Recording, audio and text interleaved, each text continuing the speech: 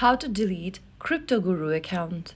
Hi everyone, welcome back to Trading for Beginners. If you want to delete your Cryptoguru account, then the process is quite easy. First of all, launch open the Cryptoguru application on your device. And once you're inside this lobby page, go to the bottom right corner and tap the profile button.